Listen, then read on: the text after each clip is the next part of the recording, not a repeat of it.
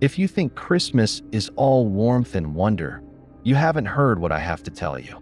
Most people picture the holidays as a time of laughter, glowing lights, and the safe embrace of family. They imagine the scent of pine and cinnamon, the hush of snow outside, the gentle flicker of candles in the window. But that's only half the story. There's another side to Christmas, one that hides in the shadows just beyond the reach of the twinkling lights. It's the side you don't see in the movies, the one that creeps in when the carols fade and the world goes quiet. I know what you're thinking. It's just a holiday. What could possibly go wrong? But there are things about Christmas you were never meant to know, and once you do, you can't forget them. I used to be like you, eager for the season, counting down the days, letting the nostalgia wrap around me like a blanket. But then I started hearing stories whispered at the edge of the firelight, stories that made me question everything I thought I knew about this time of year. Some of you will want to turn away, to pretend you never heard this. But you won't. Curiosity is a powerful thing, and real fear has a way of burrowing deep, even when you try to ignore it. These stories aren't for the faint of heart. They're for the ones who can't help but look behind the curtain, who need to know what's lurking in the dark. Let me start with the first story. It happened to someone who could have been you. I used to love Christmas carols. Now, I can't hear them without checking the locks. It's funny how something so innocent can twist into something you can never unsee or unhear. I guess that's how it always starts. One moment you're humming along, and the next, you're counting the shadows in your own living room. It was my sophomore year of college, and I'd just come home for winter break. My parents had moved to a new house while I was away. A little two-story place on the edge of a quiet neighborhood. The kind of place that looks like it was built for Christmas. White picket fence, a porch swing, and a yard big enough for snow angels. I remember stepping out of the Uber, suitcase in hand, and seeing the house lit up with strings of colored lights. My mom had even put a wreath on the door, the kind with real pine cones and a big red bow. It was almost too perfect. Inside, the air was warm and smelled like cinnamon and cloves. My mom hugged me so tight I thought my ribs would crack, and my dad made his usual joke about how I'd grown taller since Thanksgiving. We spent the first night decorating the tree, laughing about old ornaments and drinking cocoa. For a while, I let myself believe I was a kid again, safe and untouched by the world outside. But the next morning, everything started to feel off.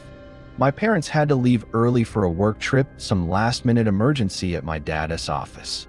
They promised they'd be back in 2 days, just in time for Christmas Eve. I told them I'd be fine, that I'd catch up on sleep and binge old movies. I waved them off, watched their car disappear down the snowy street, and went back inside to the quiet. That's when I heard it, faint at first, almost like a memory, singing, "God rest ye merry, gentlemen," drifting through the cold morning air. I looked out the window and saw a group of carolers moving from house to house, bundled in scarves and hats, their breath fogging in the sunlight. I smiled, feeling that old holiday warmth. I even cracked the window to listen, letting the music fill the room. But as the day wore on, the neighborhood emptied out. People left for work, or maybe for last-minute shopping. By late afternoon, the street was silent, the sky turning that bruised winter blue. I was halfway through a movie when I heard the singing again, closer this time, right outside. I paused the TV and went to the window.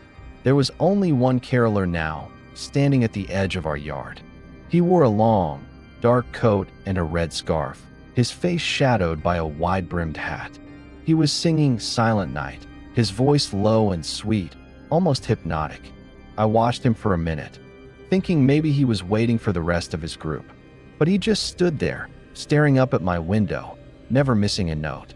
I felt a chill crawl up my spine. I closed the curtain and tried to laugh it off.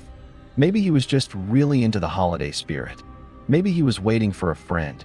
But when I peeked again, he was still there, still singing, still staring. My phone buzzed. It was my mom, checking in. "Hey kiddo, everything okay?" "Yeah, just, there's a caroler outside. He's been singing for a while." She laughed. "That's sweet. Maybe you should go say hi." I hesitated. He's alone, and he's just staring. There was a pause. "Well, don't open the door if you don't feel comfortable. Maybe he'll move on." We talked for a few more minutes, but I kept glancing at the window. When I finally hung up, I looked outside again. The caroler was gone. That night, I tried to sleep, but the house felt too big, too empty. Every creak and groan made me jump. Around midnight, I heard singing again, softer this time, almost like a lullaby. I sat up in bed, heart pounding. The song was "Oh Come, All Ye Faithful." I crept to the window and looked out. He was back, standing in the middle of the yard, face turned up to my window, singing just for me. The streetlights cast long shadows, and for a moment, I thought I saw something wrong with his face, like his mouth was too wide, his smile too sharp. But when I blinked, it was gone. I closed the blinds and locked the window. I told myself it was just some weirdo, maybe a neighbor playing a prank. But I couldn't shake the feeling that he knew I was watching, that he was waiting for something. The next morning, I found footprints in the snow leading from the street to my window, then back again. They were deep, like someone had been standing there for hours. I tried to call my parents, but their phones went straight to voicemail. I texted a few friends, but no one was around. I was alone. That afternoon, the singing started again. This time, it was "Deck the Halls." I tried to ignore it, but the melody wormed its way into my head, growing louder and louder until I couldn't think. I finally snapped and opened the door. He was standing on the porch, closer than ever. Up close, I could see his face, pale, almost waxy, with eyes that didn't seem to blink. His smile was fixed, too wide, like it had been painted on. He stopped singing when he saw me. "Can I help you?" I asked, trying to keep my voice steady. He tilted his head. "Would you like to join me in a song?" His voice was smooth, almost musical, but there was something off about it. Something that made my skin crawl. "No, thank you," I said, stepping back. "I'm not interested." He smiled wider. "Everyone joins, eventually." I slammed the door and locked it. My hands were shaking. I called my mom again, but still no answer. I tried to distract myself, but every time I looked out the window, he was there standing in the yard, singing, always the same song, always staring. That night, I barely slept. I kept hearing footsteps outside, the crunch of snow, the faint echo of carols. At one point, I thought I heard him whispering my name, but when I looked, the yard was empty. The next day, I decided to call the police. I felt stupid, but I couldn't take it anymore. The dispatcher was polite, but I could hear the skepticism in her voice. "So he's just singing?" "Yes, but he won't leave. He's been here for 2 days. We'll send a patrol car to check it out." An hour later, a police cruiser pulled up. I watched from the window as the officer talked to the caroled. They spoke for a few minutes. Then the officer shrugged and drove away. The caroler turned and looked right at me, his smile never fading. That night, the singing was louder than ever. It felt like it was coming from inside the house. I checked every door, every window, all locked, but the music kept getting closer. I tried to call my parents again. This time my dad picked up. "Hey kiddo, everything okay?" "No, Dad. He's still here. The caroler. He won't leave." There was a long pause. "What did you say?" "The caroler. He's been outside for days. He keeps singing." My dad's voice dropped. "Stay inside. Don't open the door. We'll be home soon." I wanted to ask what he meant, but the line went dead. I sat in the living room, clutching a kitchen knife, listening to the singing. It was everywhere now, echoing through the walls. I tried to drown it out with music, but it didn't help. The melody twisted and warped, turning into something dark and discordant. At some point, I must have dozed off. I woke to the sound of footsteps on the porch. I grabbed my phone and crept to the window. He was standing right outside, his face inches from the glass. His eyes were black, bottomless, and his mouth stretched impossibly wide. He started singing again, but this time, the words were wrong, twisted, guttural, like another language. I stumbled back, heart racing. I called 911, but the line was full of static. I could hear the singing, louder and louder, until it felt like it was inside my head. Then, silence. I waited, barely breathing. When I finally looked out the window, he was gone. The yard was empty, the snow untouched. I thought it was over. I tried to convince myself it was just a nightmare, that I'd imagined the whole thing. But then I heard it soft, almost a whisper. The same carol, drifting through the house. I followed the sound, heart pounding. It led me to the basement door. I hesitated, then opened it. The singing stopped. I stood there, staring into the darkness, too afraid to go down. I closed the door and locked it, then pushed a chair in front of it for good measure. I didn't sleep that night. I sat in the living room, knife in hand, waiting for the sun to rise. When my parents finally came home, I tried to tell them what happened. They listened, but I could see the doubt in their eyes.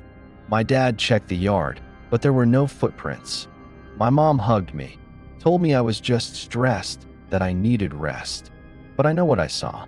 I know what I heard. There's one detail I haven't told anyone until now. When I went to bed that last night, I found a scrap of paper on my pillow. It was a piece of sheet music, handwritten, with a single line. Everyone joins, eventually. I tried to throw it away, but it always comes back. Every year, around Christmas, I hear the singing. Sometimes it's outside, sometimes it's in my dreams. But it's always the same song. I started looking online, searching for stories like mine. I found a few people in other towns, other years, all describing the same caroler, the same song, the same smile. I don't know what he is or what he wants, but I know he's still out there, waiting for someone else to listen. Last Christmas, I heard the singing again. I looked out the window, but the caroler was gone, but the song was still playing from inside the house. If you think that's unsettling, wait until you hear what happened to Mark last Christmas Eve. There's a reason some gifts are never meant to be opened. I learned that the hard way. And if you're listening, maybe you'll think twice before you tear into that mysterious box under your tree. I used to work at a big box store, the kind that turns into a war zone every December. You know the type: fluorescent lights, endless Christmas music, and customers who treat you like you're less than human. I was just trying to make rent, counting down the days until the holiday rush was over. It was the week before Christmas, and the store was chaos. People were fighting over discounted toasters, kids were screaming, and the line for returns snaked all the way to the garden section. I was on my third double shift in a row, running on caffeine and spite. My coworker, Jamie, was stacking shelves next to me, humming along to Jingle Bell Rock like she hadn't heard it 1,000 times already. "Bet you $5 someone tries to return a fruitcake today," she said, grinning. I snorted. "Only if they try to eat it first." We laughed, and for a second, it almost felt normal. But then the manager, Mr. Harlan, called me over. He was a nervous guy, always sweating through his shirt, but today he looked even more jittery than usual. "Can you check the back room?" he asked, glancing over his shoulder. "We're missing a shipment, and corporate's breathing down my neck." I nodded, happy for any excuse to escape the sales floor. The back room was a maze of boxes and pallets, stacked so high you could barely see the ceiling. I started poking around, looking for the missing shipment, when I noticed a box I didn't recognize. It was small, wrapped in plain brown paper, with no label or barcode. Just a red ribbon tied in a perfect bow. I picked it up. It was heavier than it looked, and cold to the touch. I checked the manifest, nothing. I asked Jamie if she'd seen it before, but she just shrugged. "Maybe it's a Secret Santa thing," she offered. I shook my head. "Not unless Santa's got a thing for unmarked packages." I set the box on a shelf and went back to work. But every time I passed by, it seemed to have moved. Just a little, an inch to the left or closer to the edge. I told myself I was imagining things, that I was just tired. But the feeling wouldn't go away. Later that day, a customer wandered into the back room. She was an older woman, bundled in a coat that looked too big for her. She didn't say a word, just stared at the box. Then, without asking, she picked it up and cradled it in her arms. "Ma'am, that's not for sale," I said, trying to sound polite. She ignored me, her eyes fixed on the box. For a moment, I thought she was going to walk out with it, but then she set it down and left without a word. I watched her go, a cold knot forming in my stomach. That night, I dreamed about the box. In the dream, it was sitting at the foot of my bed, the ribbon slowly unraveling on its own. I woke up in a cold sweat, heart pounding. The next day, the box was gone. I asked Jamie if she'd moved it, but she just shook her head. Maybe Harlan took it, she said. Or maybe it walked off on its own. She laughed, but I didn't. Something about the whole thing felt wrong. A few days later, I was restocking shelves when I saw the same woman from the back room. She was standing in the toy aisle, staring at a display of stuffed animals. I walked over to ask if she needed help, but she didn't respond. Her eyes were glassy, unfocused. "Ma'am, are you okay?" She turned to me, and for a split second, I thought her eyes were completely black. No whites, no pupils, just endless darkness. I blinked, and they were normal again. "I need the gift," she whispered. I stepped back. "What gift?" She didn't answer. She just walked away, disappearing into the crowd. I tried to shake it off, but the feeling of dread only grew. That night, I stayed late to help with inventory. The store was empty, the lights dimmed. I was in the back room, counting boxes, when I heard something move behind me. I turned around. The box was back, sitting in the middle of the floor. The ribbon was gone, and the paper was torn at the edges, like someone had tried to open it and stopped halfway. I picked it up, hands shaking. This time, I noticed something I hadn't before, a faint scratching sound coming from inside, like something was moving. I set it down and backed away. Jamie found me a few minutes later, pale and sweating. "Did you see that?" she whispered. "See what?" "The box. It was in the break room. Then it was gone." We stared at each other, neither of us wanting to say what we were both thinking. The next day, the store was buzzing with rumors. A customer had gone missing, an employee, too. No one seemed to know what happened. The police came, asked a few questions, then left. The security cameras had glitched, footage erased. I started digging. I checked the store logs, the manifests, anything I could find. That's when I noticed a pattern every year. Around Christmas, someone disappeared. Always after a strange package showed up. Always after someone touched it. I confronted Mr. Harlan. "Do you know about the box?" I asked. He looked at me, eyes wide. "Don't talk about it," he hissed. "Just do your job." I pressed him, but he wouldn't say more. That night, I found the box in my locker. This time, it was open. Inside was a piece of paper, folded neatly. I unfolded it. It was a list of names, employees, customers, people I recognized. At the bottom, in shaky handwriting, was my own name. I nearly dropped it. My hands were shaking so badly I could barely hold the paper. I stuffed it back in the box and tried to throw it away, but every time I turned around, it was there on my desk, in my car, even at home. I started seeing things. Shadows moving in the corners of my eyes. The woman from the store, standing outside my window at night, her eyes black and empty. I stopped sleeping, stopped eating. I tried to quit, but Harlan begged me to stay. "If you leave, it'll just follow you," he said, voice trembling. "It always does." I started searching online, desperate for answers. That's when I found the forum stories from other retail workers, other towns, all describing the same box, the same disappearances. Some said it was a curse, others said it was a test. No one knew where it came from or how to get rid of it. One post stood out. It was from a guy in Ohio who claimed he'd destroyed the box, burned it, buried the ashes. But the next year, it showed up again, good as new. He ended his post with a warning. "If you see the box, don't open it. Don't even touch it. Just run." I tried to follow his advice. I avoided the back room, ignored the box whenever I saw it. But it kept getting closer. I'd find it in my car, on my porch, even in my dreams.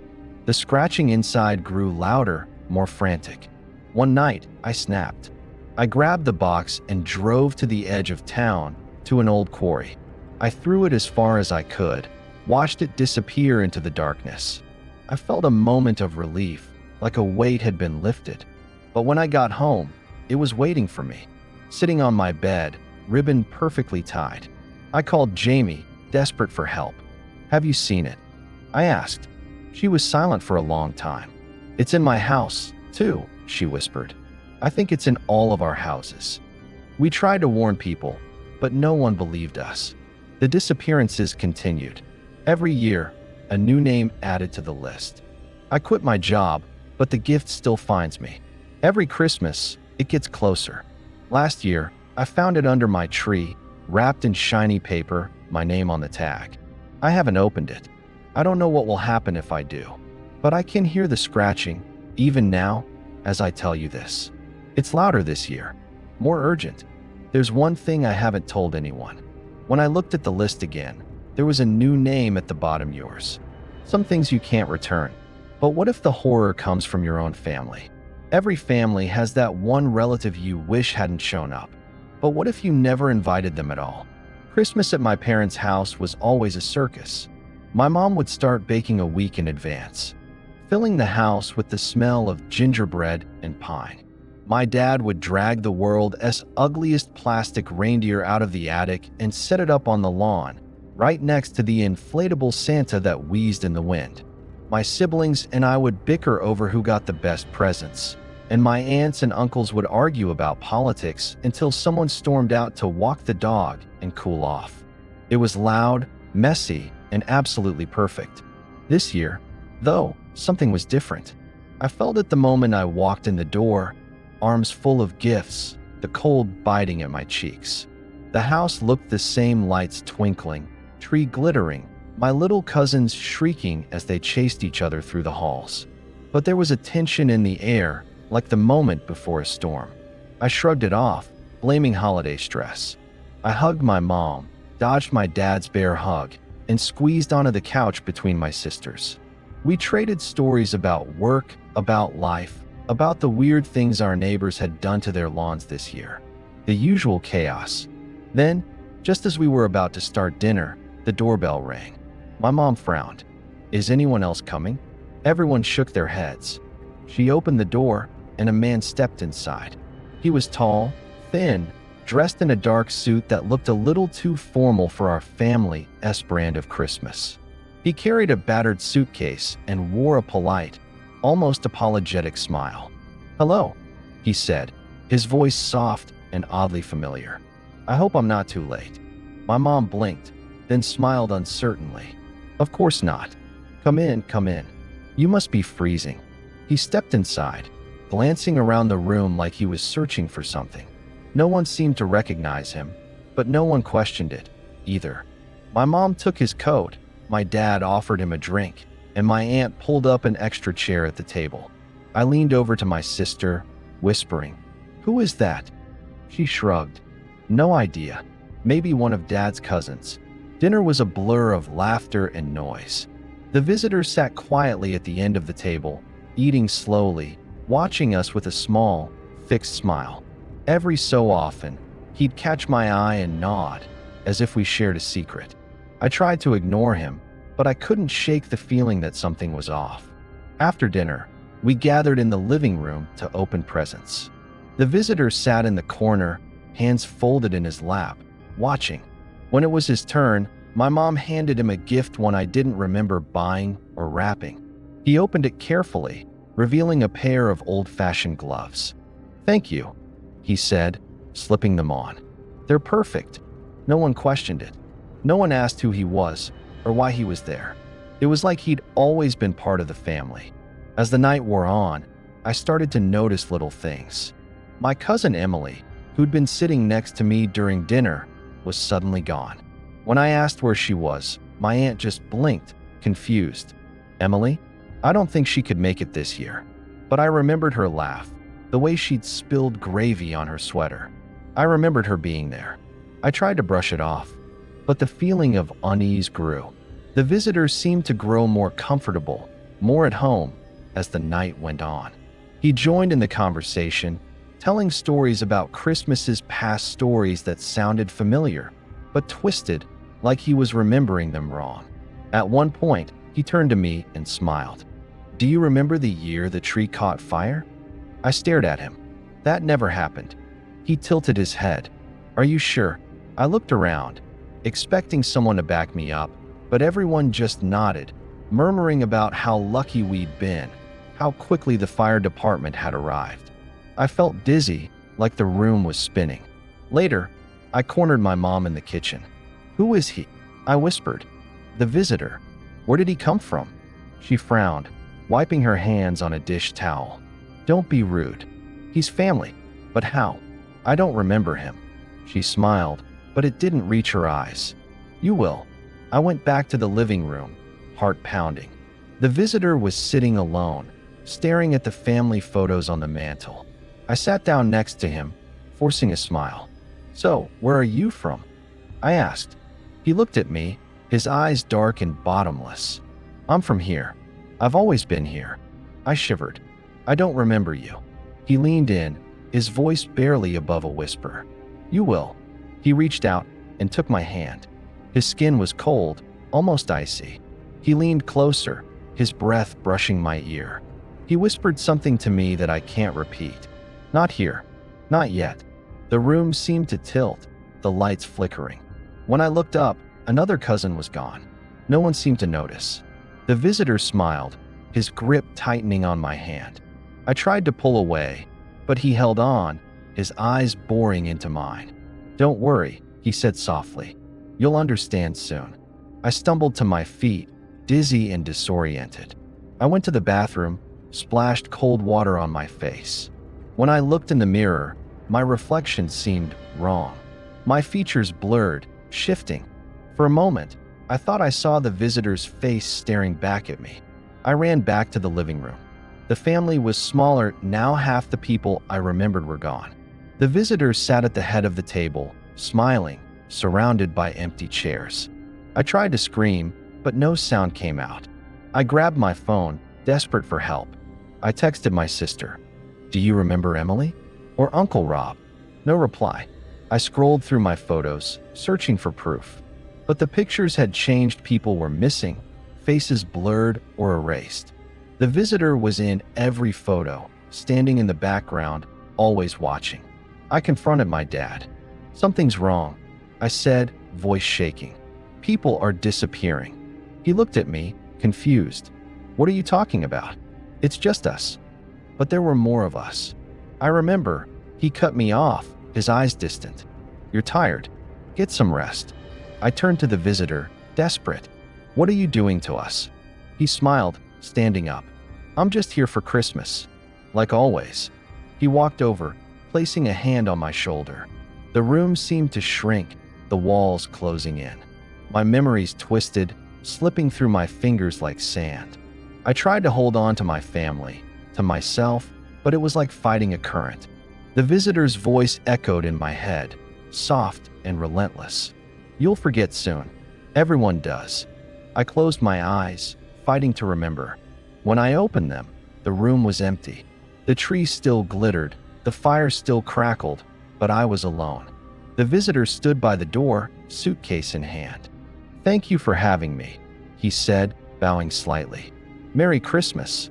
He stepped outside, disappearing into the night.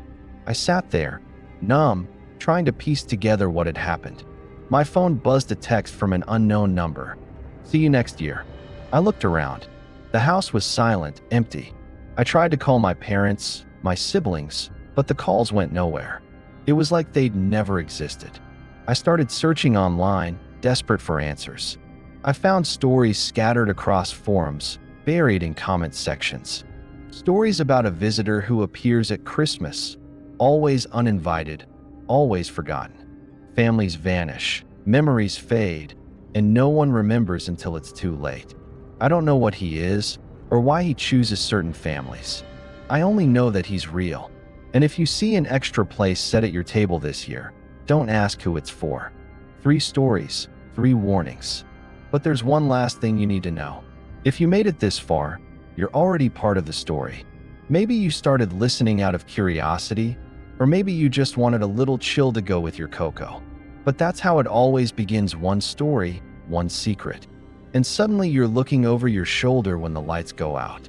You might think you're safe, that these are just tales to pass the time, but the truth is, every story leaves a mark, and some marks don't fade. You see, Christmas has always been about more than gifts and good cheer. It's a season of old traditions, of things we do without remembering why.